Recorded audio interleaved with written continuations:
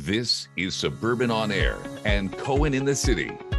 Here is Mike Cohen. It's the final game before the NHL All-Star break, and the Nashville Predators make their first and only regular season appearance in Montreal, and they're one of the top teams in the NHL tonight.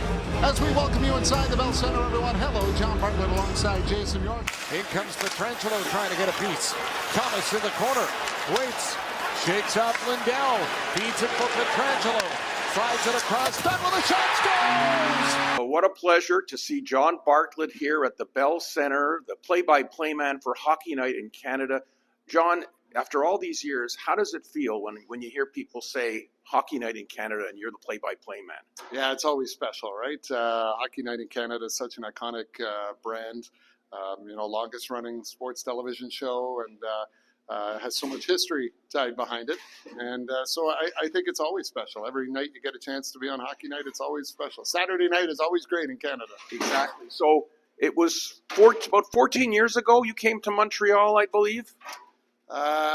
Yeah, I guess it's about 2010, 2011. Yeah, it would have been then, I guess. Yeah, time flies, doesn't it? Yeah, so this is where you got your big break when Wayne Buse made the call and brought you in to be the play-by-play man for TSN 690 for the Canadians on radio.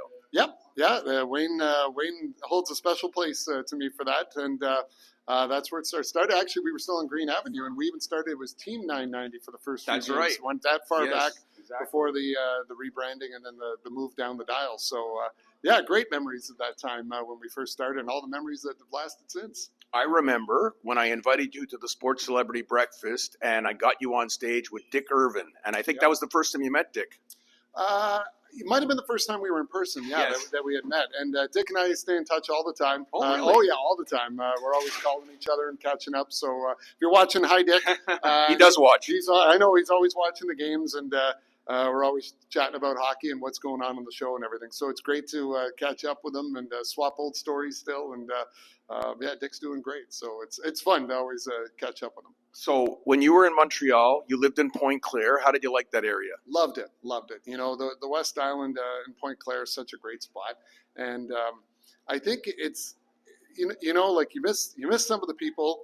You also miss some of the recreational activities, right? And that's something Montreal is sort of known for too, the parks, the recreation. That part of life is important.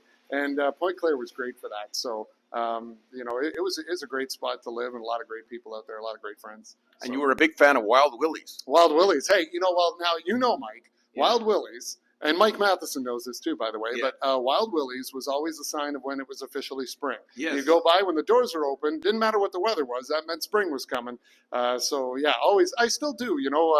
Every time I come back, you'll still find me around the West Island. Okay. I'm always back out there going to see friends and visiting some of the old haunts. And I've been to Wild Willie's a few times, and just had a great dinner out at Del Frisco's last night. Okay. And always back in the old spot. So always spending time out in the West Island too. So what's your schedule like? You're very fortunate that you get to do most of the Saturday night Hockey Night in Canada Montreal Canadiens games. Yep, pretty much. I mean, the schedule brings us wherever, but for the most part, it's a lot of Montreal games in the East. So that's, there's no better place to be than on a Saturday night in Montreal in this building. So that's fun. And now with the team, the way they're playing, you can feel the energy with the fans. It's that run in the playoffs last year was so hyped that I think a lot of that has continued into the start of this year. That energy is even carried over into the building. So it's a fun time right now for Canadiens fans because I think this team has a very bright future ahead of it, and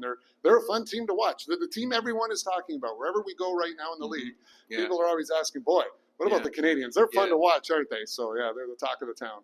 So, John, if I would have told you 15 years ago when I first met you, John, you know what? I was one of the first people I think who got to interview you. Wayne called me in, and I would say to you, John, I'm going to see you in 10 years maybe. You're going to be on Hockey Night in Canada. Would you believe me? You never know where it takes you, right? So at the time, I think it was I was really excited to be there and doing what I was doing. So you never know. And but you want to know a funny story about that first? I'll tell you this is a great story. So we did that interview. We were on Green Avenue in the office. I remember you came in. We were in the boardroom that was in there. So not long before you came in, it was one of the first times I think I was in the Green Avenue office. Randy Tiemann was there. Yeah. And Randy, great guy. We all loved Randy, of course. Randy came in and he met me and said hi. And Randy was the first one to warn me about the fridge. There was a fridge in there, and he said, whatever you do, don't open the fridge. That fridge hasn't opened in like 10 years, and you don't know what was in it. And it was like this mystery fridge. And then we had our interview in that room, and afterwards I was like, what's he talking about? What's in that fridge? So I had to open the fridge to see what was in it. And it was a fridge that probably should have been removed from the building a few years earlier, but I had to laugh. But Randy, I met Randy in that room right before we did that meeting. And Randy and I had a great friendship for years after that, too. So that was kind of cool. But yeah, I remember that from being in that boardroom with that interview with you. Are you still covering? You're covering the Canadians. Are you covering? I think the Senators. What other teams do you do? Yeah, I typically get a lot in the East. So if it's not Montreal, I'll do Winnipeg or Ottawa. A lot of times in the regular season playoffs, we go wherever the playoffs take us with the wins. So, but a lot of times it's in the East that I'll do on Saturdays. When it's not Montreal, it usually ends up being an Ottawa or Winnipeg kind of game. All depends on the schedule. So, how much prep is involved for every game before every game that you do? You know, a lot of the prep is watching hockey, just sort of watching the teams, watching the games, knowing what's going on. You'll spend a lot of time, for instance, you have a team like Utah coming in a couple weeks before. You'll kind of watch more of their games, see what's going on. And then the prep work is, it's a couple days of homework, I guess, whatever, just kind of getting yourself ready for the game. But I always kind of find you can do all the prep, but when the game happens and the puck drops, it's the game that's going to tell the story. Yes. So, we kind of follow along with what it's going to give us and be prepared for it. But, but a lot of the prep really is a lot of watching hockey. Right. I know that sounds a lot of fun, but that's the homework, watching a lot of hockey. Yes. So I read that you were a goalie in junior A hockey? Yeah, and my old teammate is here tonight. So Dominic Moore was my teammate in junior one year, and he's now the color man for the Utah Mammoth. Right. So we were catching up this morning, and a lot of fun. We were sharing some good laughs, and Dom played with Marty St. Louis with the Rangers. Oh. So we were swapping some good old player stories. Don't worry, Marty, I won't tell them. But so we had a few good laughs, and that was I had a little bit of junior time at the same time that I was also doing some announcing in the same with the same teams in the same league. It was kind of funny to be an announcer and a player at the same time, but that's how the roads collide. Now, you grew up in Kingston and then Newmarket, and your I think it was your granddad was a season ticket holder, so you grew up going to a lot of Canadians games? Yeah, my grandfather had season tickets at the Forum for many, many years, and my parents had grown up here in Montreal, so my dad remembers riding his bike down to the Forum to get the season tickets, back in the day. And I had a lot of games going to the Forum, great memories of those days, and coming here to the Bell Center when it was the Molson Center at the time. So it was cool back in the days when, the Forum was something special, right? So I think it was cool. Anyone that knows when they got to see some games there, it had a really, really cool vibe to it. Yeah. So that was the last game I went to at the Forum, actually. I usually would go, a lot of times I go with my dad, but the last game I saw at the Forum, I went with my grandfather. So that was kind of cool.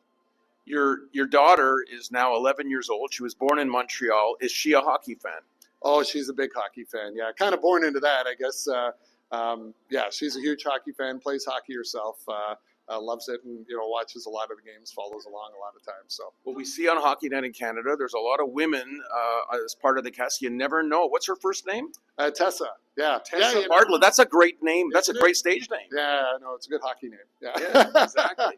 Well, John, it's always great to see you. Keep up the great work, and thanks for your time. Yeah, great catching up with you as well. And just so you know, I still catch up and read the Suburban articles and stay tuned with what's going on in the area. Well, that's wonderful. This is for the Suburban.com. Thank you very much. You bet. Good to see you, everyone. That's John Bartlett.